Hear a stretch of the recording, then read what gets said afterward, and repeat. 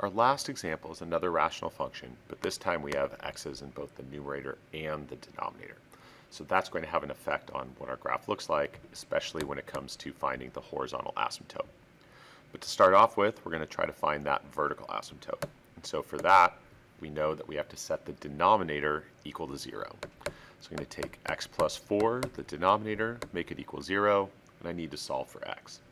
So if I subtract 4 from both sides, I get x equals negative 4. So that's the equation of the vertical line that's going to divide my graph into two branches. So I'm going to go to negative 4, 1, 2, 3, 4, and I'm going to put in a vertical dotted line. So that's the vertical line that my graph is going to get close to, but never cross.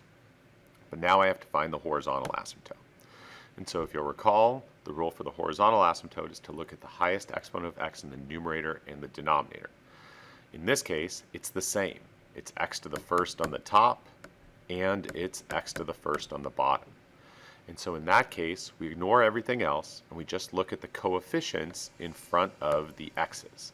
And so in this case, it's 1 in both cases. It's 1x in the top, and it's 1x in the bottom.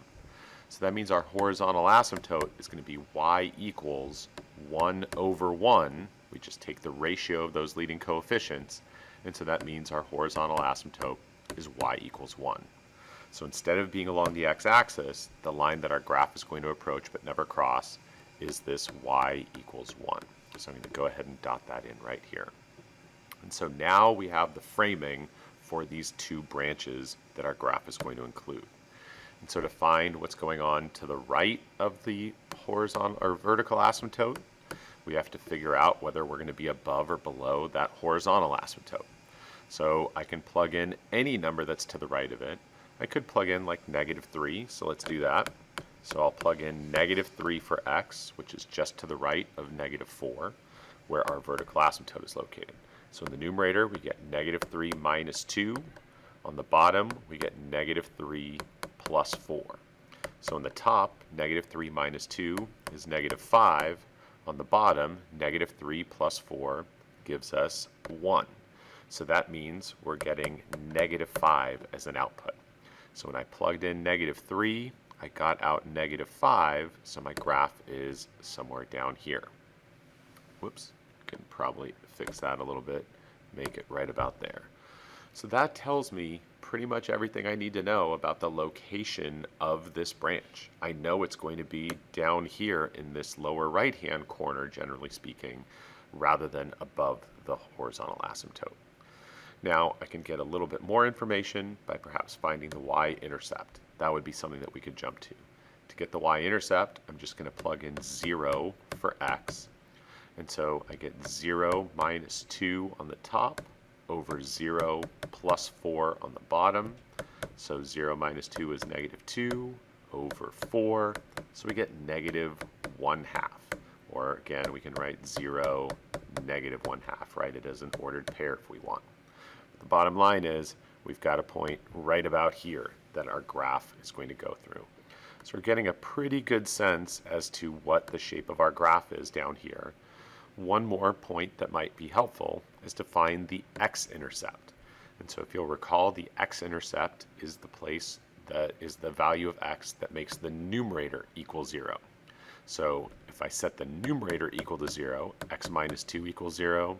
If I add 2 to both sides, I get x equals 2. So for the X-intercept, we get x equals 2 as our answer, or if we wanted to write it as an ordered pair, 2, 0. So I can go over to 2, make a dot right there. And so now with the point that we plugged in, negative 3, and then these x and y intercepts, we've got a really good sense as to where our graph is located. It's going to be running in this section here. For the other side, I need to plug in a number that's on the other side of the vertical asymptote. Again, remember that's at x equals negative 4.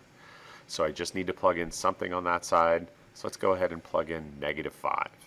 If I plug in negative 5 for x, I get negative 5 minus 2 over negative 5 plus 4. And so on the top, negative 5 minus 2 is negative 7. On the bottom, negative 5 plus 4 is negative 1. So I'm getting 7 as an answer. So when I plugged in -5, I got 7, so right about here. And so I could plug in more points to get a more specific sketch of the graph, but this is really enough. I know as the graph goes up, it's going to get closer and closer to the vertical asymptote, and I know as the graph moves to the left, it's going to eventually start to get closer and closer to the horizontal asymptote. I know this from the experience of the previous graphs that we've done. So I don't need to necessarily plot specific points as long as I have the general sketch correct. These other locations, the X-intercept and the Y-intercept, we care about those as specifics. We definitely want to make sure that the vertical and horizontal asymptotes are properly graphed. But after that, we're just looking for a general sketch of our graph. And to close things out, we can get the domain and the range. So the domain is what x values we're allowed to plug into this function. Well, we can plug in anything with the exception of a number that makes the denominator equal 0, which is this x equals -4. So x cannot equal -4. If we plug in -4 for x, we're going to divide by 0, which is against the rules. And then for the range, it's the same idea. It's going to be all real numbers with the exception of the location of that horizontal asymptote, which in this case is y equals 1, so therefore y does not equal 1 is our range. So again, we frame the graph by finding the vertical and horizontal asymptotes. We then just need to get just enough information, x and y intercepts, plus another plotted point or two, to get a sense as to where these branches of the graph are located so that we can get our sketch.